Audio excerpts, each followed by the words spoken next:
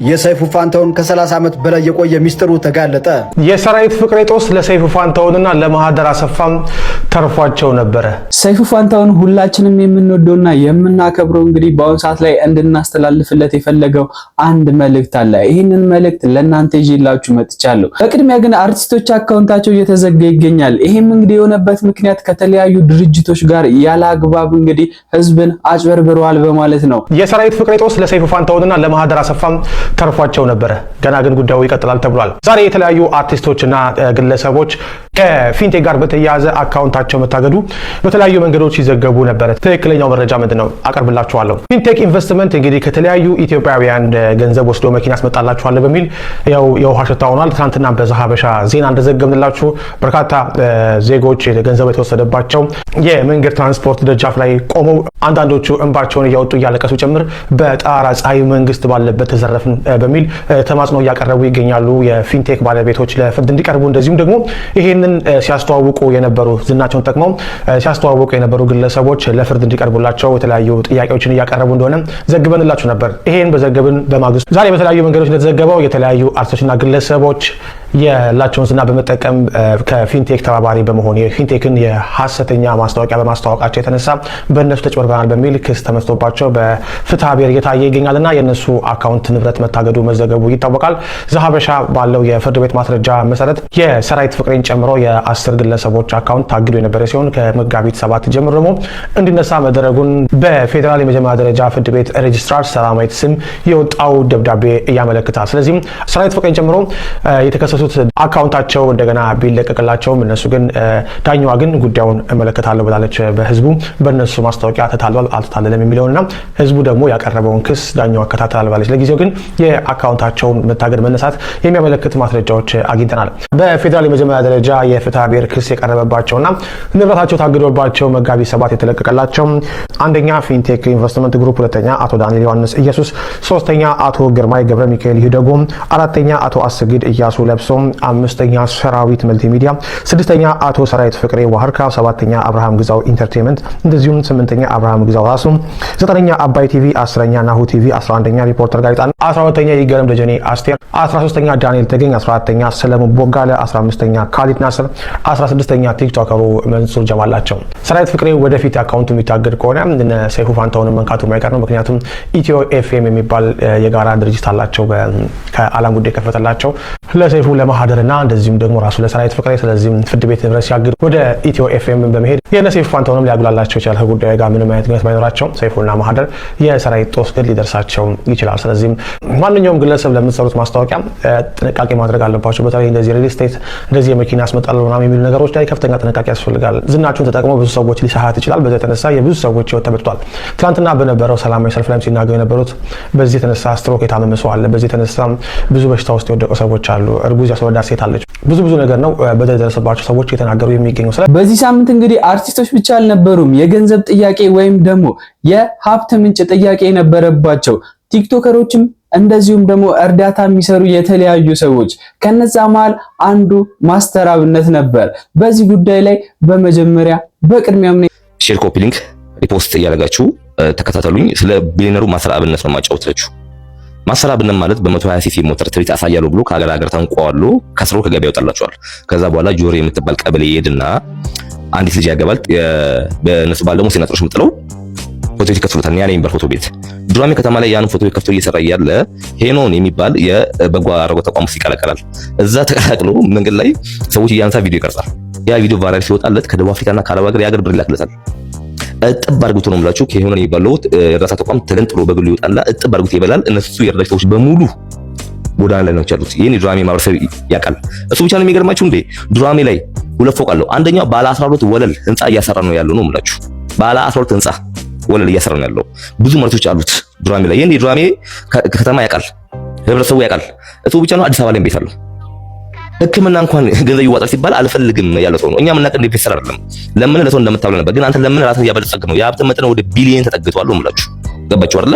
ማይነካ ሰው የለም፣ ሁሉም ይነካል ነው የምላችሁ። ሲቀጥል ደግሞ ማን ለቀጥል የወሰድከው ሕክምና ኬሞ ነው ምንድነው የወሰድከው ሕክምና? ምንም አካል ለውጥ አላየንም። እንግዲህ የካንሰር በሽታ ከባድ መሆኑን ነው የምናውቀው። ገባ አይደለ? እርግጥ ነው እኛ እንወዳለን፣ ጥሩ ነገር አርተሃል። ግን አሁን ላይ አንተም የራስን ሀብት በጣም ያበለጸግ ያለ ሰው ነህ። እጥብ አድርገህ ነው የበላው። ለምንድን ነው ተቋም ከፍተው ለምንድን ነው በድርጅት ማሰጠው? ሁሌ ከኪስ እንዳደረገ ሰው መሰጠው ለምንድን ነው? ለኦዲት እንዳይመች፣ ለማጨበር ለመብላት እንዲመች ነው። ስለዚህ አንተም ቢሆን ተቋም ከፍተህ በድርጅት ኦዲት የሚደረግ ቦርድ ያለው ነገር አንተም በቦርድ እንድትመራ ለምን ምታንቀ የግል ያበለጸከው ሰዎች ይረዳው ብለህ አንተ ቢሊዮነር ሆናል። ሰዎች የሚረዱበት ነገር በስርዓት በድርጅት ኦዲት በሚደረግ ቦርድ ባልሆነ መንገድ መሆን አለበት። ማሰራብነት ጉዳችሁን ስሙ። እናንተ ጉዳችሁን ስሙ። ማሰራብነት ባለ 12 ወለል ፎቅ እያሰራ ነው። ስለ እርዳታ ስናነሳ በቅድሚያ ማንሳት የሚገቡን ብዙ ሰዎች አሉ። ከነዛም ማለ አንዱ ማስተር አብነት ነው። ማስተር አብነት እንግዲህ በሚገባ ያክል ኢትዮጵያ ውስጥ ብዙ ህጻናትንና እንደዚሁም ሴቶችን ወጣት ሰዎችን ሲያግዝ ቆይቷል። ታዲያ ከዚህ ነገር ፕሮፊት ሊያገኝበትም ይችላል። እስካሁን ህዝብ እንደሚያውቀው ምንም ፕሮፊት እንደማያገኝበት ነው። እናንተ በዚህ ላይ ምን አይነት አስተያየት አላችሁ? ከዚህ በተጨማሪም ደግሞ አዶናይን እናገኘዋለን። በዚህ ሰዓት ለመላው ኢትዮጵያውያን አስደሳች ዜና ተሰምቷል። የቢል ጌትስ ፋውንዴሽን ለ25 ህጻናት የህክምና ድጋፍ ለማድረግ ቃል መግባቱ ተነገረ። በ2025 የኢትዮጵያ የዓመቱ ምርጥ ቲክቶከር ኦፍ ዘይር በመሆን የተመረጠው ወጣቱ አዶናይ በአሁኑ ወቅት በዩናይትድ ስቴትስ የሚገኘው ለታላቅ ሰብአዊ ተልዕኮ መሆኑ ይታወቃል። ወጣቱ ተጽዕኖ ፈጣሪ 100 ልጆችን ማሳከም በሚል የጀመረው ፕሮጀክት ዓለም አቀፍ እውቅናን እያገኘ ሲሆን ታዋቂው የቢል ጌትስ ፋውንዴሽን የ25 ህጻናትን ሙሉ የህክምና ወጪ ለመሸፈን መወሰኑን አዶናይ በይፋ አጋርቷል። ደስ የሚል ዜና ይመስለኛል። በዚህ ሳምንት ከሰማናቸው ጥሩ ነገሮች መካከል አንዱ ይሄ ይመስለኛል። 25 ህጻናት እንግዲህ የልብ ህክምናቸውን በቢል ጌት ምክንያት እንደሚያገኙ ተነግሮናል። ሌላው ትልቁና አንጋፋው ግለሰብ ሰይፉ ፋንታሁን ነው። ሰይፉ ፋንታሁን በድብቅ በጣም ብዙ ሰዎችን እንደረዳና የኢትዮጵያ ህዝብ ልብ ውስጥ ለመግባት እንግዲህ ብዙ እንዳሳለፈ እናውቃለን። የሰይፉ ፋንታሁን ከ30 ዓመት በላይ የቆየ ሚስጥሩ ተጋለጠ። ሰይፉ ፋንታሁን አዲስ አበባ ውስጥ በምትገኝ ሽሮ ሜዳ የምትባል ሰፈር ውስጥ ተወልዶ ያደገ ሲሆን ገና ከልጅነቱ የስነ ጽሑፍ ፍቅር ያደረበት ሰይፉ የተለያዩ የትምህርት ቤትና ማህበራዊ መድረኮችን ሲያገኝ ድራማዎችን በመጻፍና በመተወን ዳይሬክት በማድረግ ነበረ የብዙ ሰዎችን ትኩረት መሳብ የጀመረው። ወደ ጋዜጠኝነት ሙያም ከመግባቱ በፊት ገና በ14 ዓመቱ ሐረር በነበረበት አጋጣሚ አንድ የቀይ መስቀል ዓመታዊ ክብረ በዓል ላይ በመገኘት የተለያዩ ድራማዎችን ጽፎና ዳይሬክት አድርጎም ተሰጥኦን አሳይቷል። ህልሙንም ለማሳካት ከሐረር ወደ አዲስ አበባ ይመለሳል። በወቅቱም በጣም ታዋቂ የነበረው የመዝናኛ ጋዜጦችን የሚያወጣው ሞገድ ጋዜጣም ውስጥ ገብቶ የተለያዩ የመዝናኛ ጽሑፎችና መጣጥፎችንም በመስጠት ወደ ጋዜጠኝነት ሙያም ይቀላቀላል። የዘጠኖቹ ልጆች ትውስታ የሆነው 120 የቴሌቪዥን የመዝናኛ ፕሮግራም ውስጥም ከታዋቂ ከነ አስረስና ሌሎች ጋር በመሆን አጫጭር ድራማዎችንና ሌሎች መዝናኛ ፕሮግራሞችን ይሰራ እንደነበር ይታወሳል። ከ120 የመዝናኛ ፕሮግራም በኋላ ቀጥሎ ለ6 ዓመታት የሰራውም ሆሊውድ የሚባል የመዝናኛ ጋዜጣ ነበር። በዛም ከጓደኞቹ ከተመስገን አፈወርቅና ከሱራፌል ወንድሙ ጋር በመሆን ይህንን ጋዜጣ በራሱ በሰይፉ የማተሚያና የማስታወቂያ ድርጅት እያተሙ በጣም በብዛትና በበርካታ ቁጥር ይሸጥ የነበረ አንጋፋ ጋዜጣ እንደነበርም ብዙዎች ይናገራሉ። ከዛም የተወሰነ መዝናኛ የሚባል ሌላ ጋዜጣ ላይ ከሰራ በኋላ ወደ ኢቲቪ ሚውዚክ ወይም ኢቲቪ ሙዚቃ ውስጥ ገብቶ ወቅታዊ ጉዳዮችን በሙዚቃ እያዋጀ እያዝናና የሚያቀርብበት ፕሮግራም መስራት የቻለው 4 ዓመት ገደማ በኢቲቪ ሚውዚክ ከሰራ በኋላም 97.1 ኤፍኤም አዲስ ሲመሰረት ዋና ፕሮግራም አቅራቢዎችና ፕሮዲውሰሮች ከነበሩት ውስጥ አንዱ እንደነበር የሚነገር ሲሆን ከዛ በኋላም ለ8 ተከታታይ ዓመታት የሰራው አዲስ ዜማ የሚባል የሬዲዮ ፕሮግራም ላይ ነበር። ተወዳጁ የሬዲዮ ፕሮግራሙን ታዲያስ አዲስን ለ8 ዓመታት ሸገር ኤፍኤም 102.1 ላይ ከሰራ በኋላ ነበር ራሱ ያቋቋመው ኢትዮ ኤፍኤም በመግባት ታዲያስ አዲስ እስካሁን ድረስ ማስተላለፍ የቻለው። ወደ ፊልም ዓለም ገብቶም ይፈለጋል የሚል አነጋጋሪ ፊልም በወቅቱ ሰርቶ የነበረ ሲሆን ታላላቅ አርቲስቶችንም አሳትፎ ነበር።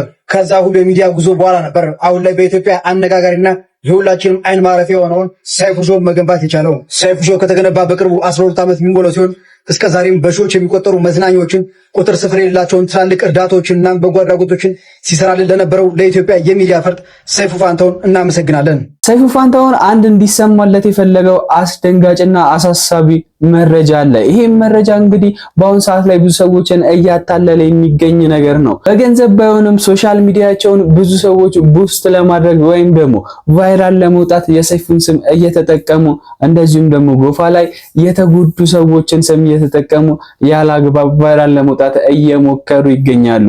ሰይፉም እንግዲህ ይህንን ነገር እንዲህ በማለት አውግዞታል። አስቸኳይ የጥንቃቄ መልእክት። በጋዜጠኛ ሰይፉ ፋንታሁን ስም የሚደረገው የሐሰት መረጃ በጋሞ ዞን በደረሰው አደጋ በተጎዱ ወገኖቻችን ለመርዳት በሚል በአንጋፋው ጋዜጠኛና የኪነ ጥበብ ሰው ሰይፉ ፋንታሁን ስም የሚሰራጨው መረጃ ፍጹም ሐሰት ነው፣ ፌክ ኒውስ መሆኑን ልናሳውቅ እንወዳለን። ለእያንዳንዱ ላይክ 1 ብር፣ ለሼር እና ለፎሎ ደግሞ 5 ብር ለተጎጂዎች እየረዳን ነው በማለት እየተናገሩ ይገኛሉ።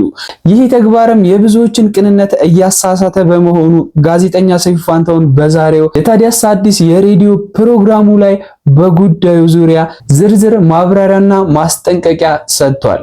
ይሄ ደግሞ ምን አይነት የሚያስጠላ ማጭበርበር ነው። በነገራችን ላይ እንደዚህ አይነት ነገሮች ስታዩ ዝም ብላችሁ የቻናሉን ባለቤት ከመውቀስ ይልቅ ህዝቡንም አንድ ላይ መውቀስ አለባችሁ ብዬ ነው የማስበውና እንግዲህ እንደምታውቁት ሰሞኑን ጋሞ ዞን በጣም ብዙ ሰዎች በመሬት መንሸራተት አደጋ ምክንያት ህይወታቸው ማለፉ ይታወቃልና የሆነ ሰው በሰይፉ ስም ቻናል ከፍቶ ምን ያደርጋል? በአንድ ላይ ከ1 ብር በአንድ ሼር እንደዚህ ብር ምናምን ብሎ 300 ሺህ ብር አስገብቻለሁ፣ አሁንም ደግሞ ፎሎ አድርጉኝ በአንድ ላይክ በአንድ ሼር ምናምን እያለ ሼር እና ላይክ ሲለቃቅም አይቻለሁ። በነገራችን ላይ ህዝቡ እስከ መቼ ነው ዝም የሚባለው? በጣም ብዙ ሼር አለው፣ በጣም ብዙ ላይክ አለው። በጣም ነው የሚያስቀው። ዓለም የትና የት ደርሰው ሪል እና ኤአይ የሆኑ ነገሮችን ቼክ አድርጎ መለየት ችሎ አዳዲስ ቴክኖሎጂዎችን እየፈጠረ እኛ እስካሁን ፌክ የሆኑ አካውንቶችን መለየት አለመቻላችን በጣም የሚያሳዝን ነገር ነው። ፌክ መሆኑ እኮ አይደለም የሚገርመኝ። አሁን ለምሳሌ ሰይፉ ራሱ መጥቶ በአንድ ላይክ 1 ብር ሰጣለሁ፣ በሁለት ሼር ይሄን ያክል ብር ሰጣለሁ ቢል እሺ ልትሉት ነው? ለምንድነው ዝም ብሎ ማይረዳው? ለምንድነው ላይክ የሚጠይቀው? ለምንድነው ሼር የሚጠይቀው ብላችሁ አትጠይቁም? ፌክ መሆኑ ቀርቶ እውነቱን ቢሆን እንኳን ይሄ ነገር ልክ ነው ብላችሁ አስባችሁ ነው ላይክ እና ሼር የምታደርጉት? እኔ አልገባኝም። እንግዲህ እንደዚህ አይነት የሐሰት መረጃዎችን እያወገዝን በዚህ ሰዓት ላይ የሰይፉ አካውንትም እንግዲህ ተዘግቶ እንደሆነ ብዙዎቻችን እየሰማን እንገኛለን። ሰይፉ ፋንታሁን እንግዲህ እነዚህ ልጆቹን እየተንከባከበ የሚያሳድግበት አካውንቱ መሆኑን ሁላችንም እንገነዘባለን። ሰይፉንም እንግዲህ እግዚአብሔር እንዲጠብቀውና ልጆቹንም እንዲያሳድግለት እኔ ምኞቴ ነው። ግን በዚህ አጋጣሚ ስለ ልጅ ካነሳውላችሁ አይቀር አንድ ህፃን ልጅ እንግዲህ በጣም በሚያሳዝን ሁኔታ በልጅነት እድሜው በመጫወቻ ጊዜው ብዙ ነገር በማወቂያ ጊዜው ያልጋ ቁራኛ ሆኖ ቀርቷል። ታዲያ ብዙ ሰዎችም ይህን ልጅ እንተባበረው በማለት እንደዚህ መልእክታቸውን እያስተላለፉ ይገኛሉ። እንዴት ናችሁ ጋይስ?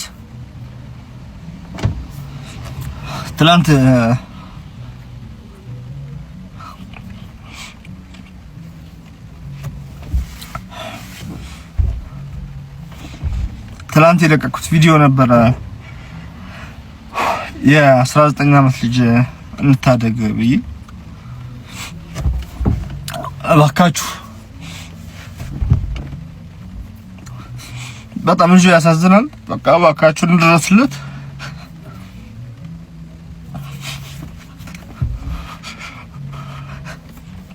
እርዳታ ላይ የምትሰሩ ሰዎች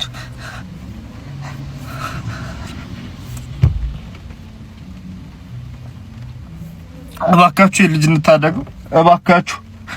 ማስተር አብነት፣ መልእክተኛው ጆን ዳንኤል፣ አዶናይ ይሄን ቪዲዮ የደረሳችሁ እባካችሁ ይሄን ልጅ እናድነው።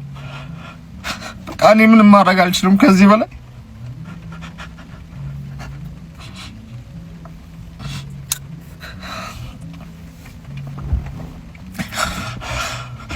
እና እባካችሁ አንዳችሁ የልጅ አግዙትና እናድነው። በቃ እኔ ከዚህ በላይ ምንም ማድረግ አልችልም።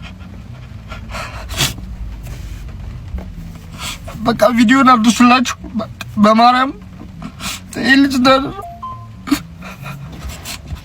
በመጨረሻም የብዙዎችን ልብ የሰበረው የነጻነት ወርቅነህ እረፍት እንግዲህ በአሁን ሰዓት ላይ በጣም መነጋገሪያ ሆኖ ይገኛል። ምንም አግባብ የሌለውና ማንንም የማይጠቅም ነገር ሆኖ ስላገኙት ብዙ ሰዎች እየተቃወሙት ይገኛሉ። ከሚቃወሙት ውስጥም መካከል አንዱ እኔ ነኝ። እናንተስ ምን አይነት ሐሳብና አስተያየት አላችሁ?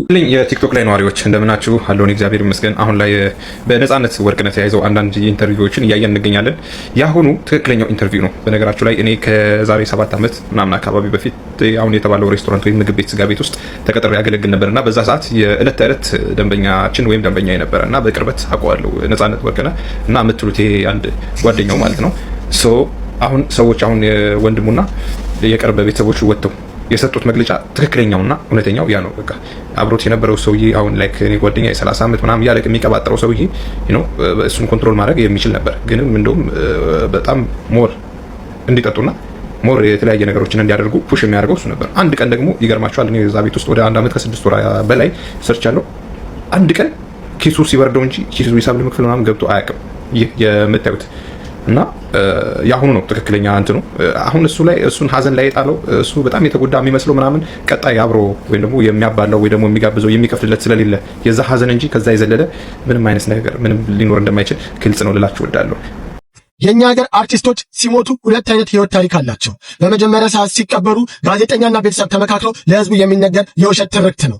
ቀጥሎ ደግሞ ቤተሰቦቹ መጥተው ሁለተኛና ትክክለኛውን የህይወት ታሪክ ያነቡላል። ነፍሱን ይማረውና ነጻነት ወርቅነህም የገጠመው ይሄ ነው። ትናንትና ቤተሰቦቹ መጥተው በህይወቱ ደስተኛ አልነበረም፣ ሚስትየዋም ጥሩ አልነበረችም፣ የሚስትየዋ እናትም ጥሩ አልነበሩም።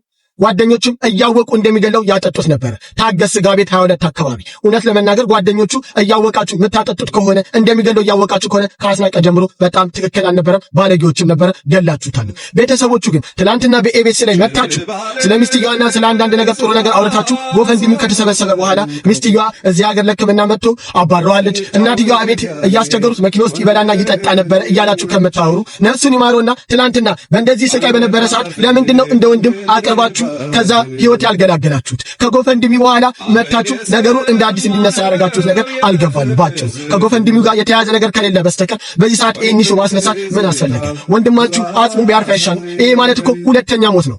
ነጻነትን አጣችሁት፣ ቀጥሎ ደግሞ የነጻነት ልጆች አጣችሁ። ልጆቹ ሲያድጉ ከእናንተ የሰሙት ነገር ምን ያህል ጭንቅላታቸውን ሊያበላሽ ይችላል። ለማንኛውም ነጻነት ነፍስን ይማረው። ቤተሰቦቹ ግን በጎፈንድሚ ሳትጣሉ የቀራችሁ አይመስለኝም። ይሄ የኔ ሐሳብ ነው። በመጨረሻ እንግዲህ አንድ አስቂኝ የሆነ በዛሬው ዕለት ብዙ ሰዎች እየተቀባበሉት የሚገኙት አንድ ቪዲዮ አለ። ይሄም ቪዲዮ እንግዲህ የዶክተር የጠቅላይ ሚኒስቴራችን አወዳደቅ ነው። ብዙ ሰዎች እየሳቁበት ይገኛሉ። እስኪ ተመልክታችሁት የእናንተንም ሐሳብ ኮሜንት ሴክሽን ላይ ታሰፍሩልኛላችሁ። ወንድሜ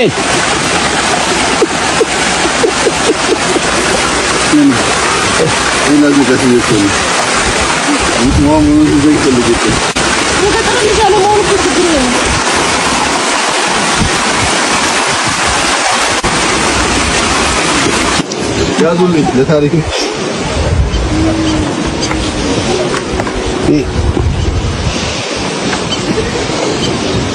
መጀመሪያ ሌላ ጊዜ ከዛ ዘለልበት ይፈልቃል። ለስላሳው ላይ ጂን አስጨመርኩና አሽግና አምጣ መጣ ሰጣት። ለኔም ቢላ ሰጠኝ ጠጣን። ሁልክ ካልኩልኝ እና ነብሴን እዛ ጣልኩና ተኛው። ውሸቴን እንቅልፍ ላይ ኧረ እናቶትህን ጋሺ አስክረው እንደደፈሩ በኩራት እየተናገሩ ነው። ኖርማሊ እግረኛው ሚዲያ እግር ብቻ ሳይሆን አይምሮ እንደሌለው ፀሐይ የሞቀው ጉዳይ ነው። ሴቷም በራስሽ ልታፍሪ ይገባል። አሁን እርስዎ ቢመርቁኝ አሜልል ነው የጤጣ በልጣጣ። አሁን እንደው ስለ አይነ ብርሃን እግረኛው ሚዲያን እግሩን አውልቄ በራሱ ግራናታናቱን ብሎ ይፈረድብኛል። በዛሬ እንግዲህ ይላችሁ የመጣቸው ቪዲዮዎች እነዚህ ነበሩ። እስካሁን እየወደዳችሁትን ወይም ደግሞ ያስደስታችሁን ነገር ካለ ኮሜንት ሴክሽን ላይ ያሰፈራችሁልኝ። እዚህ ቻናል ላይ እንግዲህ ሁሉም ሰው ሰብስክራይብ፣ ኮሜንት፣ ላይክ ሲያደርግ እንደሚሸለም በተደጋጋሚ ተናግሬያለሁ። እናንተም እንግዲህ ተሸላሚ ለመሆን የራሳችሁን ድርሻ እንድትወጡ ካሁኑ መናገር እፈልጋለሁ።